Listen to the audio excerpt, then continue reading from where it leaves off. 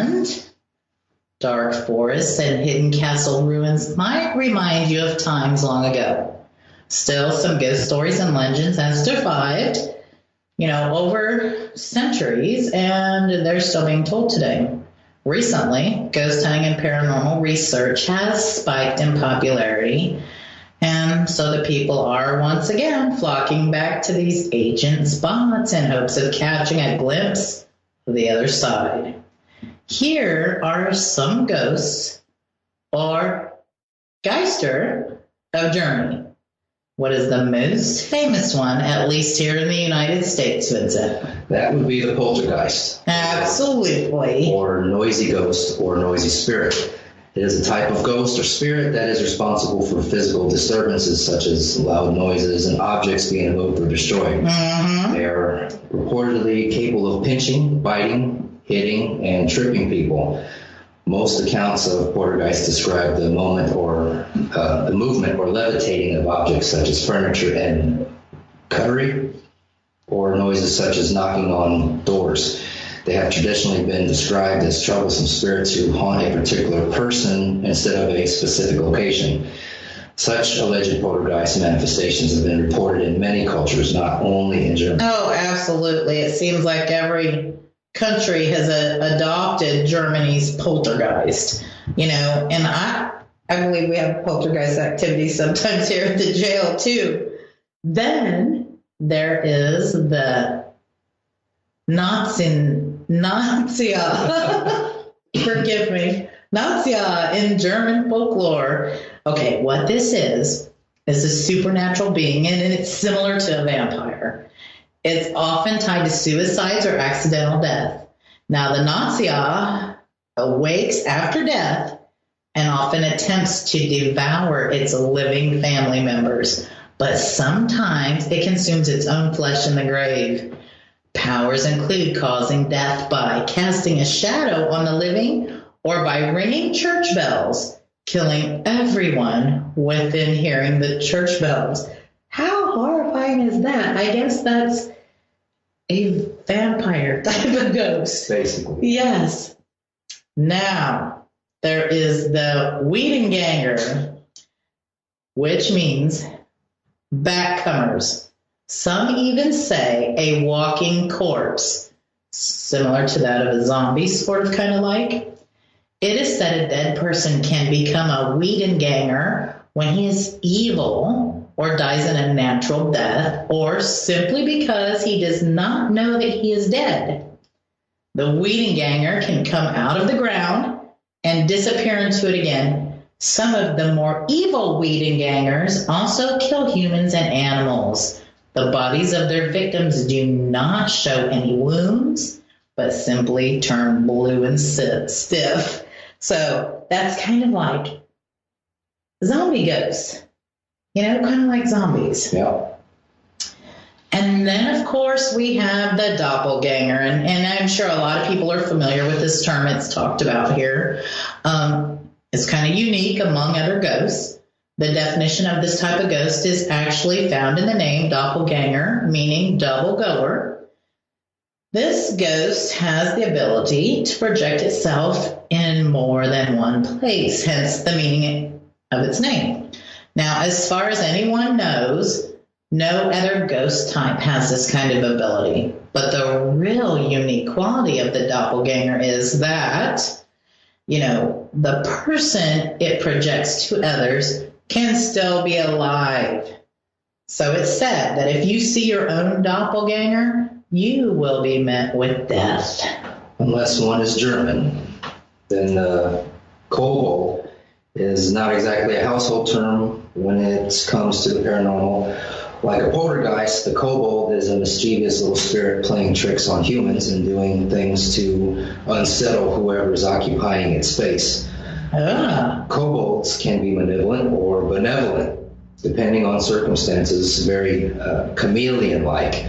The kobold may materialize in forms, whether it be an animal or an element such as fire.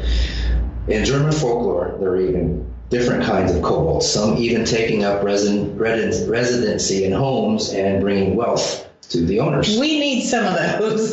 We need some of those ghosts. Yes, we do. There are some fascinating hauntings and haunted places in Germany.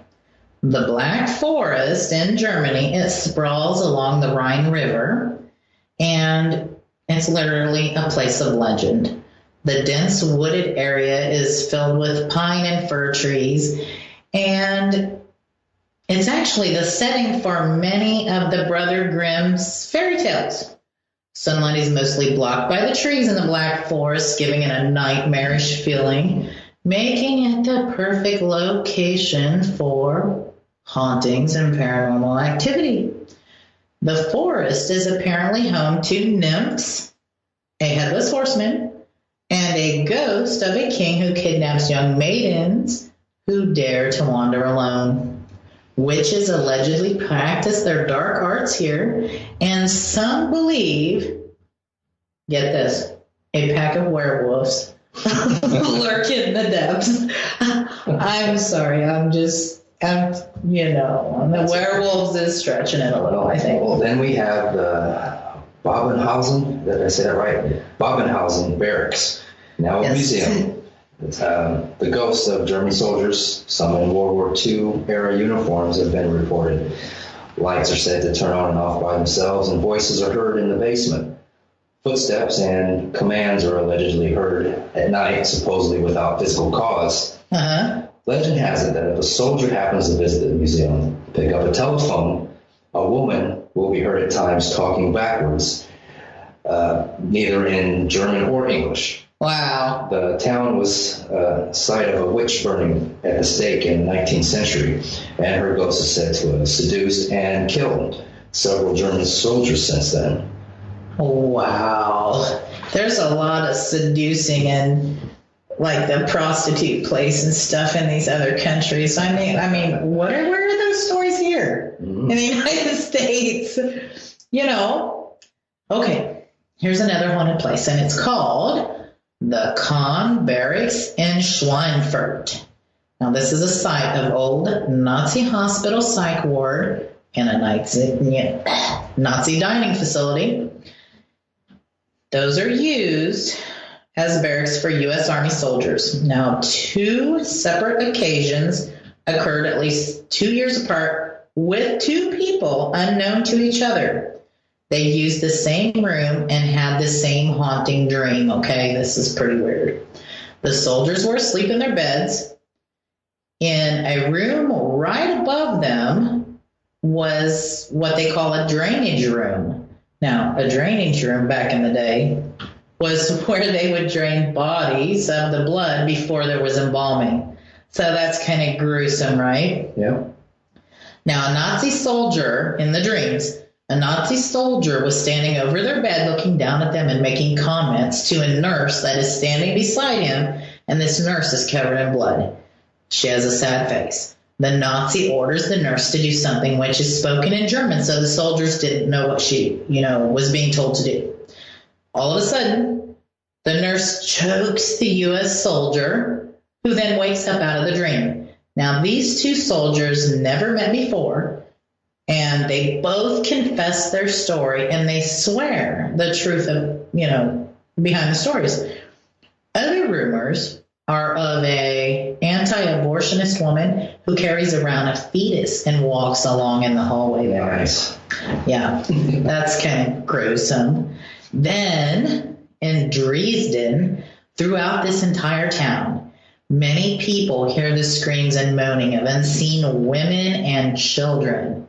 This area was home to a hospital during World War II, where many women and children died during the Dresden disaster. Big bombing, I guess. Okay. Oh my goodness. When I found out about this next place, I didn't know it was real. I was just so fascinated and I want to go check it out. It's the Frankenstein Castle near Darmstadt. Local legend claims that Johann Conrad Dimple's ghost, along with others, now haunt the Frankenstein Castle. Johann is said to be seen most often between Christmas and New Year's Day, sitting on the roof of the chapel. Now, visitors to the castle have included numerous groups of paranormal investigators and ghost hunters. They're hoping to unravel the mysteries surrounding Frankenstein's home. Oh my gosh, we so need to go there. Yeah, okay. Well, then we must visit the Witch's Tower and Nazi Amphitheater in Heidelberg, also known as the Thief's Tower. Ah, okay. This tower has survived since the Middle Ages. It has once even been a jail for female thieves. It's gained its name of the Witch Tower in 1684 to reflect the brutality of the jail during the time of witch hunts. Many people have heard the wails and seen strange apparitions. Those that visit on moonless nights have the urge to run away as quickly as possible to get away from some unseen fear. There's a great deal of history surrounding this tower, and it has been around for such a long time. Okay, let's go. When are we going to go? Not right now. Next, we have the Elks Castle, which was built like 1,800 years ago. And the castle is still occupied by descendants of the original family. How cool is that? 33 generations, I believe it is. Now, ghosts of medieval knights have been seen, spotted still patrolling the castle grounds and the castle itself. That is just fascinating. In Belgium, at the Black Farm, it's part of the Boy Scouts hostel ring. It's regularly occupied by visiting scout troops. Now, people sleeping in the third floor dormitory, which is former the hayloft, they're woken up at night by a figure of a full Boy Scout that asks them for a light to guide his way. The figure looks solid enough, but its face is always a shadow. When somebody provides a light to him and the ghost walks toward the staircase and disappears. It seems that some years ago, a Boy Scout missed the stairs in the dark and plunged to his death. People have claimed to have seen this ghost, and the innkeeper said that it appears once or twice a year. Now, okay, there's a few legends in German folklore some of you may have heard of. This one I want to touch on is Krampus. Who is Krampus? He is the horrific Christmas devil. Krampus is a half-goat, half-demon, horrific beast who literally beats people into being nice and not naughty. He bears horns, dark hair, and fangs. The anti-Saint Nicholas comes with a chain and bells that he lashes about, along with a bundle of birch sticks meant to swat naughty children. He then hauls the bad children down to the underworld. Krampus, whose name is derived from the German word Krampen, meaning claw, the legendary beast also shares the characteristics with other scary demonic creatures in Greek mythology. The legend is part of a centuries-old Christmas tradition in Germany, where Christmas celebrations begin in early December, and they continue on all month long. Now, according to folklore, Krampus purportedly shows up in the towns the night before December 6th, known as Krampus Night, and that also happens to be the day of St. Nicholas. Now, German children usually look outside their door to see if their shoe or boot they left out there the night before contains either presents or, like a reward for good behavior or a stick for bad behavior. It seems as though the Krampus has become, a modern tradition where they also have festivals and celebrations featuring people dressed up as the Krampus chasing people through the streets. Now, I don't know. With all that, we'll be right back after this short break with more ghost talk.